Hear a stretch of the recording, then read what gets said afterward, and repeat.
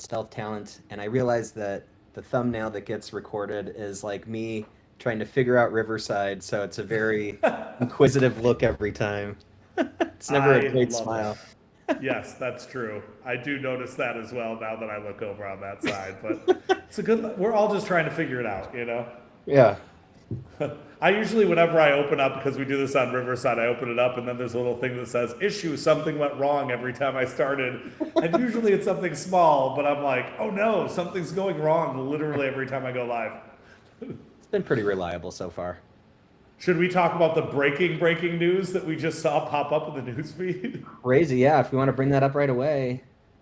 TikTok and iHeartMedia launching a radio station podcast network with creators.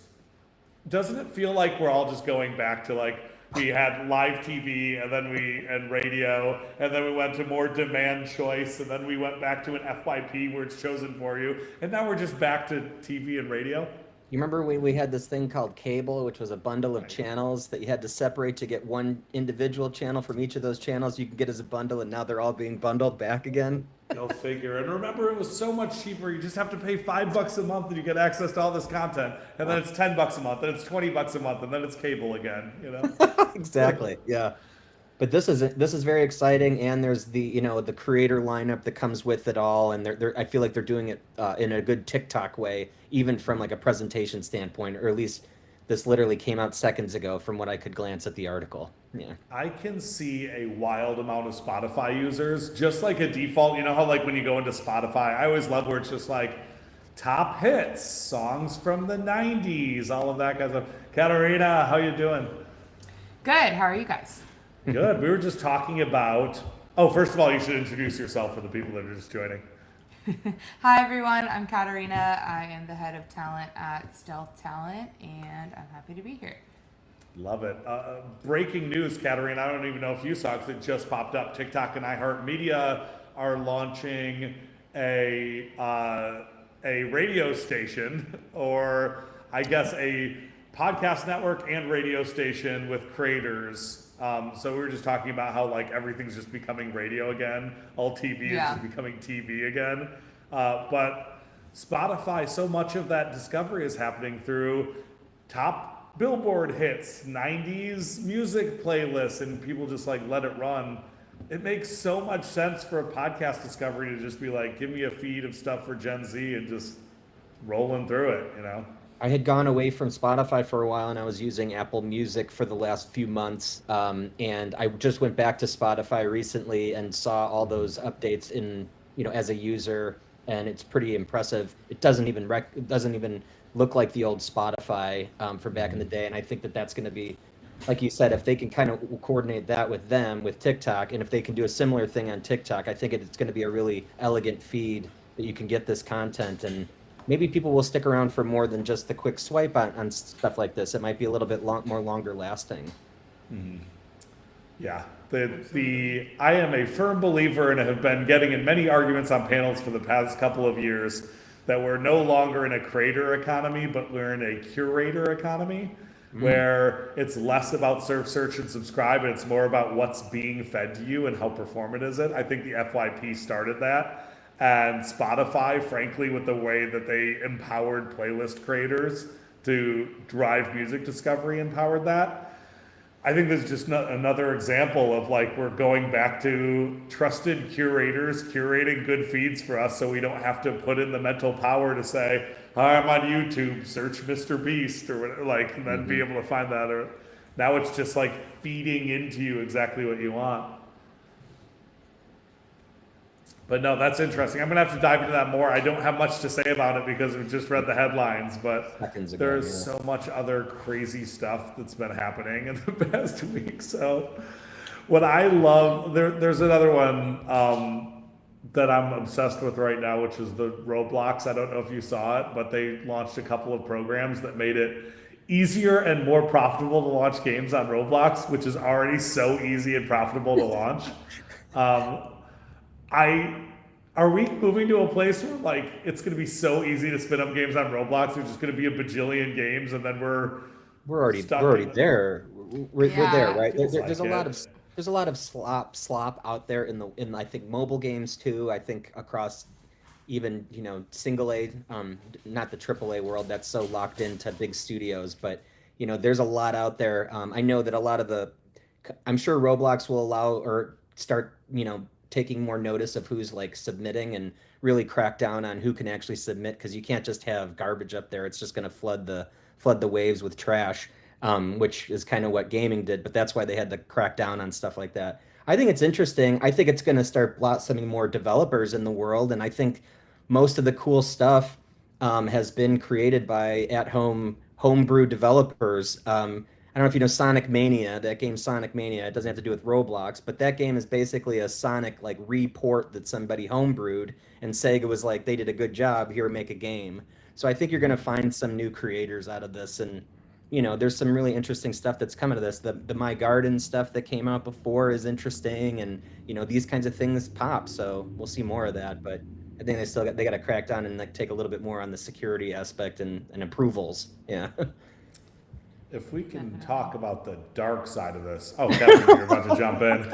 I won't jump into the dark side of this. When do I not talk about the dark side of things? That's true. Yeah. That's true. It's very on brand. Yeah, Roblox is. I think honestly, it's very fascinating that there is a game space out there that you're allowed to essentially become your own developer and also have like thousands of users really enjoy the games. I think like Roblox and their safety features, they've been called out for it. They've been sued for it. I feel like things will start to get more strict, similar to like what we experienced with YouTube back in like 2019, 2017.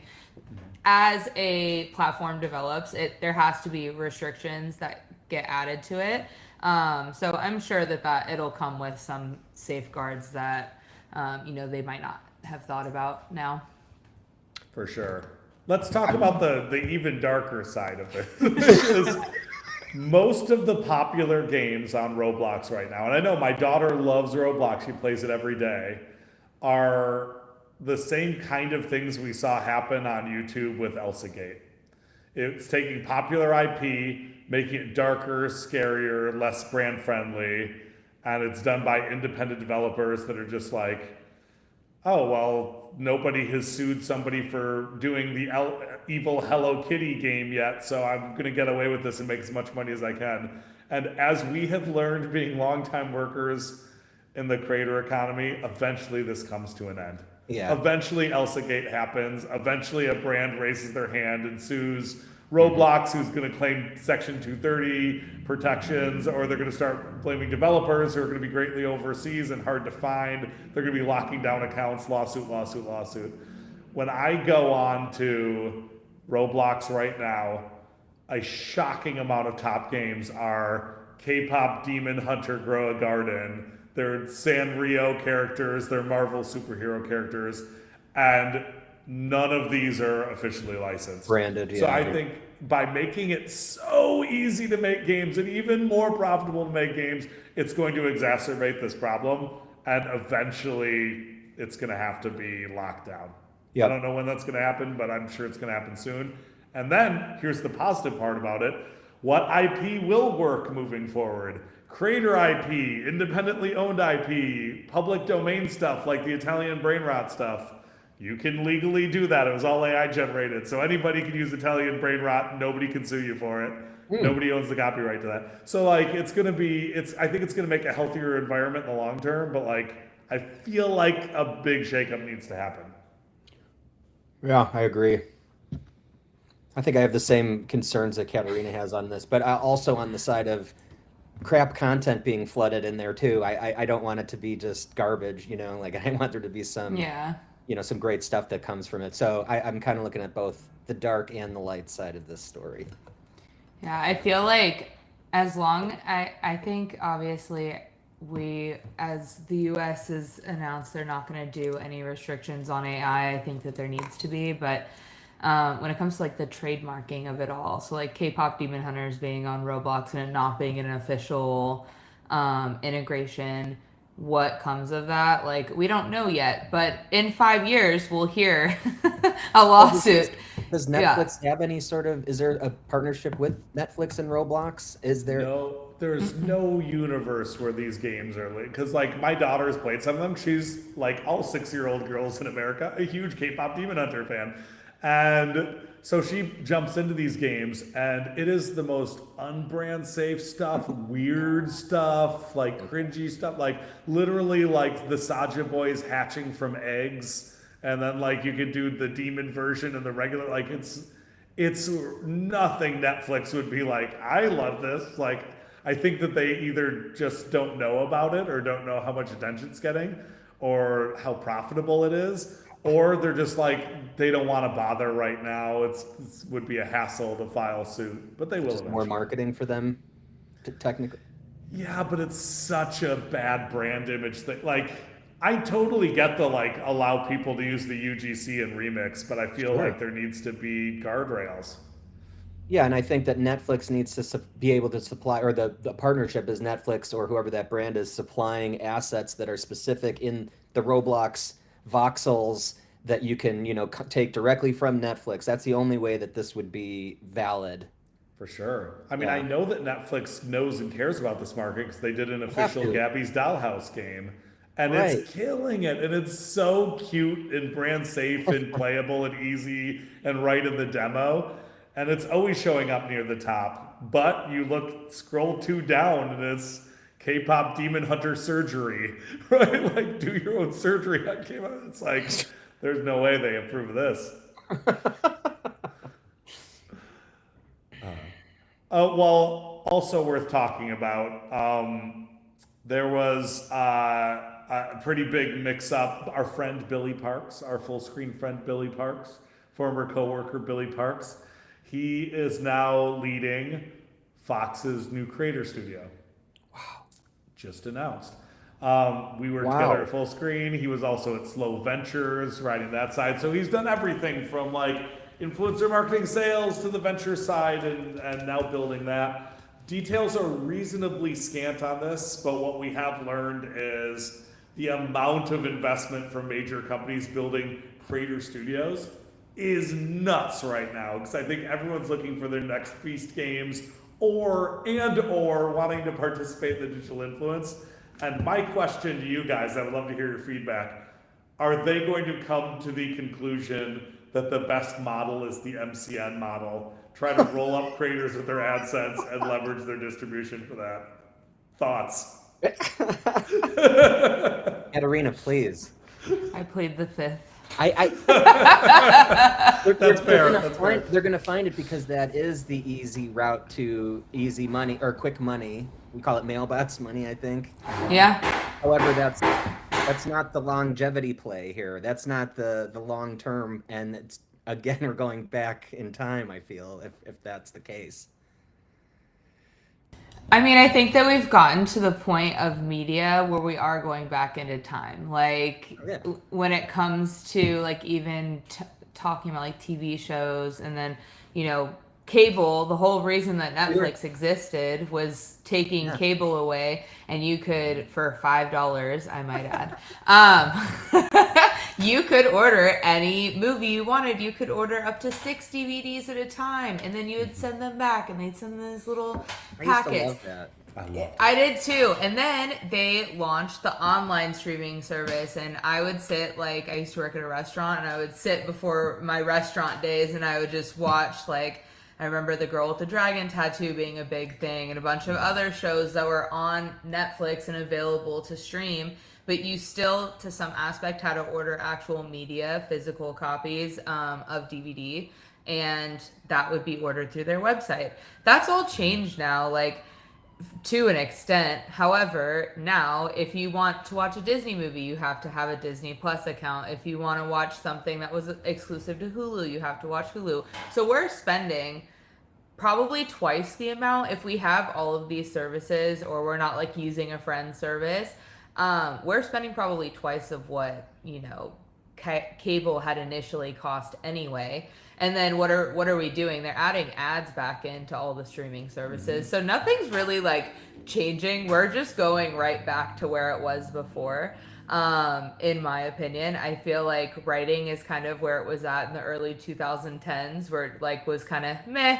not super good, but everyone's still stuck for the bit, you know. Does that mean that now the programming though, like you're saying, like if we want to go to Disney and Disney has an influencer creator program that's producing content, right? That's basically what Billy's running, right? Like these internal teams that are going to be production teams, but creator led, creative from creators, right? Like It still hasn't taken full shape yet, but I assume that this is, I mean, everything with these media companies has to back into a future economic model. Of course. And I have a feeling their future economic model is we can no longer aggregate attention just around our paid media brands. We need to be able to tap into the internet and own the internet. And we have to be able to serve ads and monetize against that.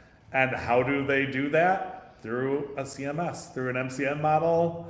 Like it almost by nature has to go back to an MCN model. Like I don't see any other way for this to play into the big media game. But isn't that how ads are basically run through like television anyway? Isn't it basically a CMS or like a back end system that's serving the ads? And yeah, they all go through DSPs, and those are kind of aggregators of inventory that make it very easy to traffic and sell. And now DSPs can run across Google ads, YouTube ads, television, out of home. Like these DSPs are getting smart and big.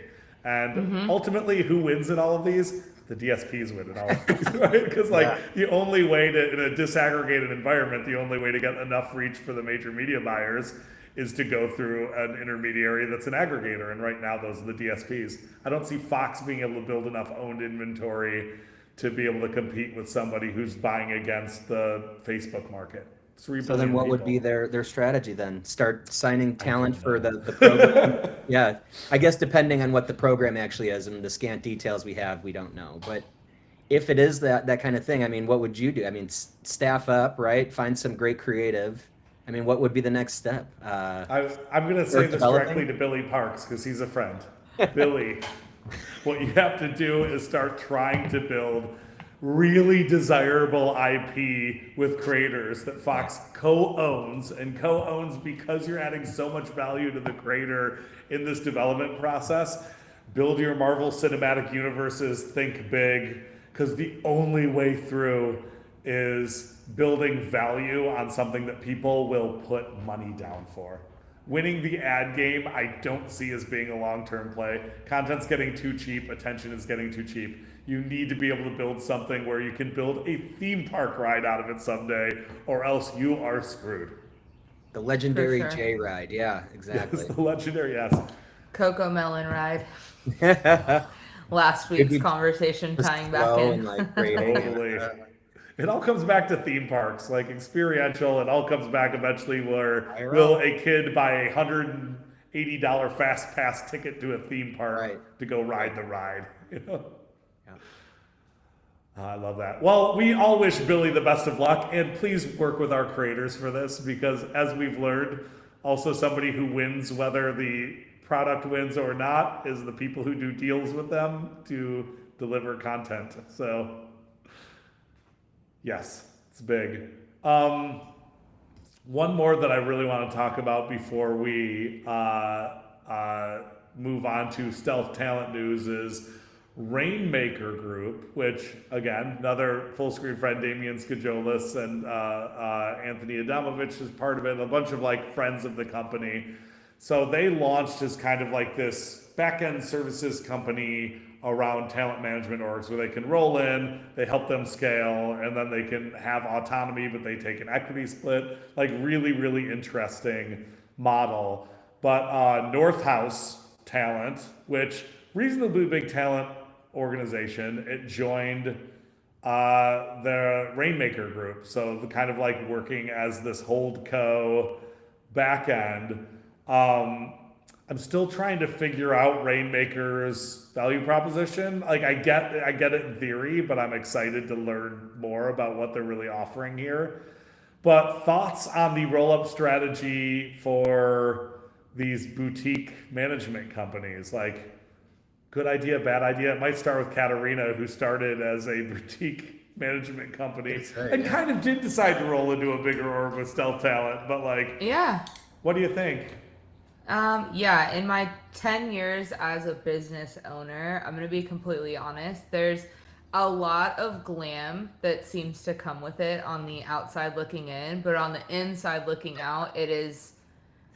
I probably worked like 20 hours a week when P2 was rolling out music. I was like fully dying because I was doing that and then doing marketing for Lil Baby and Dreamville at the time. So I had doing digital rollouts for labels and then doing digital rollouts for talent, as well as like kind of being their chief of staff and then trying to run distro management at the same time. So it causes a recipe for disaster. One of the talent teams that I represented was a gaming organization of over 200 creators, and like they were all Fortnite players or all GTA. I forget what it's called, but we talked about this last week. That type of like they did like the voiceover and stuff, and they built like different worlds. They were all between like the oldest kid of the organization was 20 and the youngest kid of the organization was 12. So I'm trying to represent 200 kids literally, and then I'm trying to also do like business on the music side. It was a lot, and I think that like the glitz and glam of it like it looks really nice on the outside, but internally, especially when you're just one person, I would have sold if somebody came to me and was like, here's $10 million, like I want your entire business. I would have walked away and like gone to Jamaica for 3 weeks. I had zero desire at some point to continue. Sure, I'll take $10 million. Yeah. Yeah. And I knew how much like each thing was worth, and I had a company come and offer me money, but it just wasn't enough for me to like justify being like, okay, I'll walk away. I had already seen the revenue and what I was making, so I'm like, I'll just struggle for a little bit longer. And like, you know, I think as a younger person in the industry, I learned that I probably should have sold or negotiated when I got that first offer, instead of being like, no, there's going to be bigger offers that come. Because later on, I ended up like closing my doors and going and working in the influencer marketing side of things for a while. But I feel like when it comes to just a solo agency and when you're especially just working on your own, the biggest hump and hurdle to get over when you start, especially if you don't have any backup plans, is that money that comes in, net 60, net 90. That changes everything for not only your talent, but your bills as well. And you're trying to cover your own costs. So I think Rainmaker has a really great idea that's happening, and like I think that there are so many talent managers that can really benefit from that. I agree. Yeah, and it's accelerator. It's marketing help too. It's kind of like, I guess the things that you don't want to do as a talent boutique owner. Is that kind of like where Rainmaker steps in and fills in those gaps? So on paper, yeah. Yeah, I think we all had a big conversation with them, but essentially what they had kind of broken down to me, and I don't want to give away too much, but they would do all of the things that are not glamorous about talent management and help you out. So you'd be, you know, put on a salary. They'd help you kind of, you know, work on the back end things that I feel like so many talent managers don't have time to do when they're working on it on their own. And then giving you that structure, and you have the opportunity to essentially buy back your business later on once you're a little bit more stabilized as well. I feel like I'd be okay with that, especially because like even on the social aspect of that, you're working with other talent rep companies too. And it's like, if you're part of that, you become a community, and like the talent meet other talent. Sometimes those talent would never meet, or you'd never meet those other talent just because they're under a different firm's umbrella, you know? It kind of creates a big pot of really interesting creative, perhaps. I'd like to see where this lands. I'm interested to see where this is taken off, because I mean, there's been some good news coming out of Rainmaker, and Damien's great. For sure. So, Yeah, it's such an innovative model that, I mean, of course I root for everybody's success in the digital world, because it's all good for all of us, but like this one, I root for the success a little bit more, because if we can find a way where we can find a fair value exchange to help entrepreneurs build within this space and ultimately be better representatives of their clients, that's a win for all of us, right? Like, I want more better managers out there, even if they become our competitors. it makes it so. I mean, how many times have you talked to a creator and had them say, "I've had 5 different managers in the past, and they were all terrible." Like Yeah. that's half the conversations I have when it comes to representation. So Yep. fixing that will help all of us in the long run. Love that. Absolutely. I think another thing too to note is that the best way for selling as a talent manager or an agency is cross selling.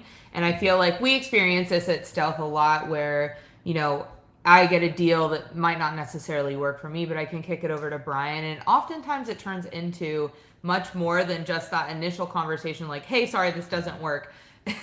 So I think Rainmaker has a unique opportunity to allow cross-selling across multiple companies and being like, "Hey, this is my industry partner," versus just keeping it all in-house, and then the potential of deals are being missed.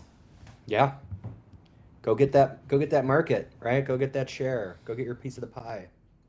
Absolutely. Yeah, I could not agree more. So wish them luck. I'm very, very excited that they're starting to roll bigger people. And yeah, we're going to continue to track these kind of newer business models, as at Stealth Talent, we are focused on business models to a great extent. So always good to be abreast of that. But in terms of Stealth Talent news, I just have to throw out that Legendary Jay finally dropped his newest Uno video, and it is a banger. In the first 24 hours, 4 million views organic, which on things like TikTok, it's not easy to, like, the floor is very low and the ceiling's very high on TikTok, but like, we knew this was going to go big. I will throw out a challenge to the greater market. If you look at our top influencer marketing campaigns, I'm talking like Collins and Devin Key and the Fortnite video and the Legendary Jay and the Uno video, nobody understands branded content better than our roster. I will throw that challenge out there to anyone who says that we do better content for brands. No, you don't. Watch this video. It is mind-blowingly good. These people are masters at the craft of branded content. But I have tooted the horn enough. Please, please, please go to Legendary Jay's TikTok page and watch the newest Uno video. And then show me a piece of branded content one of your creators did that's better. I will be waiting.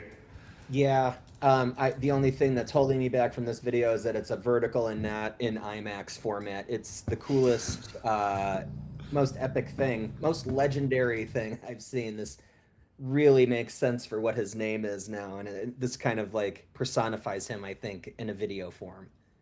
Did I ever tell you my origin story of meeting Legendary Jay? No. So here's the origin story. Was it a comet that hit the ground? It was a comet that hit the ground, and I opened up the pod, and there was this magical man in there. Like, no, I was at VidCon in the Hilton lobby, and a 16-year-old maybe, Legendary Jay, was walking around with a phone and just going up to literally everybody. And he's like, "You want to see something amazing?" It was just showing his videos to people. And Hell yeah. I was kind of watching other people that he reached out to. And most people brushed him off as like, because he didn't have that many followers at the time or anything. And when he stopped, I stopped and I watched his full video and I went, wow, like, you're really good at this, and exchanged information, and we kind of like kept in touch throughout that. But like, I was watching his hustle and he probably introduced himself to probably 10 people just while I was there. So I assume probably 100 people over that. And clearly I was one of the few people that like kept up with him, tried to help him along the way and everything, because his content was so good even at that time. And now we've got our long-term working relationship. So that's all to say that, like, hey, talent managers, most of you are jerks to the people on the come up. Stop being such a jerk, and you might be working with a generational talent down the line. Damn right. You could be pushing away your next Legendary Jay. Yeah. 100%. He was like, also, I did want to mention, I I think you said 4 million views organic. I think he's now at like 7 million views organic between that and Instagram. I love it. Yeah, it's killing it. Insane. By the time people watch the replay of this, it'll probably be at 20 million views. And then if they watch it a week later, it'll be at 100 million views. It is even in the little so thumbnail, well it looks really cool. I've got it going on right now, and it's just distracting the hell out of me in the corner of my eye. It's awesome. When I saw that this morning, do you know what? I sent it to my friends at all the biggest Hollywood production studios. Yeah. I like, because I've got little tentacles in Hollywood, even though I'm a digital guy, and I knew that they would view this and go like, "Wow, did you get ILM to do this for $500,000?" And my answer will be, "No, I believe it was Legendary Jay, and I believe he was working with one assistant editor." And then the actors in it are all people like in his crew. They've been in other Uno videos. I'm like, this was done by a young guy, self-taught on editing software Yeah. that anyone can access, and just passion, love of the craft, ingenuity, just going in and crushing it every day. For a brand, for Uno. This For a isn't something, this is for a brand. So like, I feel like I just Also- want to shout it from the mountaintops. Also, when do you see a repeat video that gets better views than the previous one? That never happens. Gets better I mean, he's done multiple Uno videos at this point, because that's kind of what, whenever I talk about Jay to other people, and they go, "I don't know who that is." I go, "The Uno guy." And 50% of the time they go, "Oh, yeah, the Uno guy," right? But yeah, it just keeps getting better every time. He needs to make an Uno movie and just go ham with it. You know? Why are they not trying to commit? I mean, everybody, the Barbie movie, but like, why is The studio needs to pick that up and make a meta movie out of it, you know? Yeah. there needs to be an Uno, like, I mean, it's just like the world of it, right? Like young friends sitting around a circle playing Uno and it turning into an anime. Like, it's clearly resonating. Yeah. Let's exactly. go, let's YOLO this and just make a crazy movie about Uno. I love it. So good. Sorry, that was my news. I don't want to suck up the whole news, but anybody else, news from the roster, news from the departments? I mean, I'm sure I have news. I can't With think new of any at signings, the right? moment. Yeah. So we signed. Oh my gosh, how many new creators last 5 week? new Like people? 5 or 6 new creators. Yeah, And you're I'm killing really it. excited to see what happens with them. So our new talent manager that's working with us, Ariel Walton. I don't know if she's watching this, but shout out to you. She has been He's amazing. working with us on partners that we've had but haven't been able to get across the line, and she within the last week has gotten all 5 of them signed. The majority of them started on platforms, and then working with them on strategy. So super excited to kind of see where that goes. Deal flow has been kicking up like crazy this week. Obviously, all of these are under like NDA, so I won't be giving too many details, but we signed a ton of new deals that are substantial for some of our automotive creators and some of our beauty creators. So that's really exciting. And once they come out, we're going to start working a little bit more on our social medias to get things cross posted, just to show off the work that we've been putting in. But yeah, it's really cool to, you know, see a creator, especially if you have known them for a long time, and kind of see that like full, everything come like full force and really develop out for them. So I'm excited to kind of see what the next several months have to unfold this year. Katarina, you've been doing an awesome job bringing on great people, and they've been in turn bringing on great people. It's a nice, you know, windfall or waterfall effect happening. It's really great. Thank you. Yeah, Thank you. one thing that's been fun is we've been, what, 7 months in or something like that, and this is to brag a little bit, but not to brag much. But like, we've got a waiting list of talent that want to join. Like, we've got people that at other times in my career I would have bragged about for the next month, who were saying like, "Do we have time to sign this incredible talent? I don't know if we do with it." So it's like, clearly the mission is resonating, the people are resonating, our work is resonating. So I'm just thrilled every day that we're not just building a cool company, but building a good reputation, which is so important in this space. And yeah, Go team. go team. I love it. Yeah, I'm really thrilled about a lot of our new hires that we've had, which Katarina has brought in.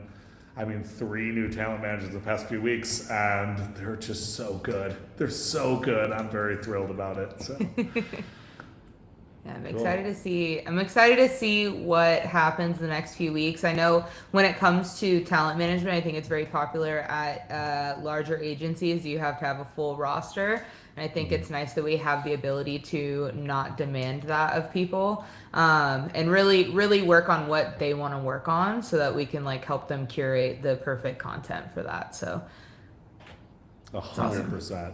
Yes. Quality over quantity on creators, brand deals, everything. I love it. Well, cool. I think we're good on this week. We kept it short and sweet, but we'll be trying to go live on this every Friday. If you want more information about Stealth Talent, stealthtlnt.com, or you can find any of us on LinkedIn. I am addicted to LinkedIn. I am a constant poster, so you can always DM me there or DM anybody here, and excited to work with you. Thanks, everybody.